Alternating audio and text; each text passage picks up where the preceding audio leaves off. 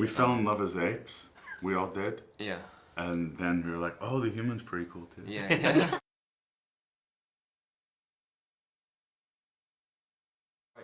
So Ape School was 6 weeks. It was run by our movement coach, but also just sort of. Allan It was Gauthier. amazing. Yeah, Allan, thank you. He gives the correct pronunciation. And we started with like kind of movement work to help us get more in our bodies, and then we started looking at anatomy and ape movement, studying that, and then we started really getting into who these characters were and the physical natures of them, how their characters were reflected in their bodies and their voices. And it just became a beautiful kind of rehearsal process for us to we'd go on these extended improvs where we just get lost in these it would start out as an exercise or a game and it would grow into this thing where we just all would become apes for an hour or so, lose track I of showed time. up late to Ape School. Okay. So I did most of my ape schooling on my own, and it was really just getting the information of how anatomically we were different from them, so that it would inform how we would move. Yeah.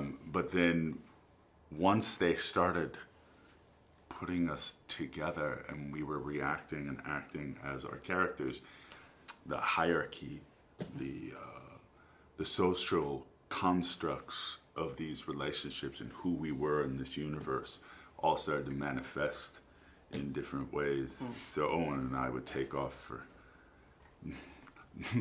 long periods of time just improvising as these characters and figuring each other out and measuring each other, and a lot of it ended up ending up in the film, which was really quite brilliant. So it was really organic and fun. Yeah, it really built the relationships that are in the film. It's I've never experienced anything like that. We fell in love as apes. We all did. Yeah. And then we were like, oh, the human's pretty cool too. Yeah. Yeah, but we all kind of met as apes. Yeah. And then Freya, for you, I guess it's a different challenge of kind of coming into You have to deal with us. Trust me, it's a daily challenge. But what was that process like of, I guess, because sometimes you're acting opposite these guys in the motion capture suits. I read sometimes you're acting when there's no one else there at all. Yeah, what exactly. was the kind of biggest challenges of that process? Well, yeah, exactly that. I mean, having to do, I've done stuff where you're having to imagine something and work with nothing, but usually that's in some kind of action sequence, not an actual conversation where I'm looking at, where I've got no one's eyes to look at, no one's, performance to react off of, except for maybe a voice when you guys would, be reading from off camera. So that was definitely a bizarre thing to have to do. Luckily for the sort of closer shots where you can see what's going on a little bit more, you could obviously be in front of me because they weren't. But if they were in the shot, I'd have to do the scene with them without them, which meant I did very strange things like hugging the air and looking like a complete and utter loser. She comes across so cool, but majority of footage I'm sure that was used is me just looking like a numpty. Numpty, I wanted to use that word. But then for all of you, when you then kind of go and watch, the finished footage of the film, is that a really surreal experience? Because presumably, it does look in many ways, well, obviously very different to what you were actually shooting. So how can you kind of describe that feeling of watching it? We were all like flabbergasted. Yeah. We saw it last night, and I was in the row right in front of them, and I couldn't even take the time to walk around the chairs to get to them. I had to leap over the chairs to give them big hugs because I was so proud of both of you, of all of us. Yeah.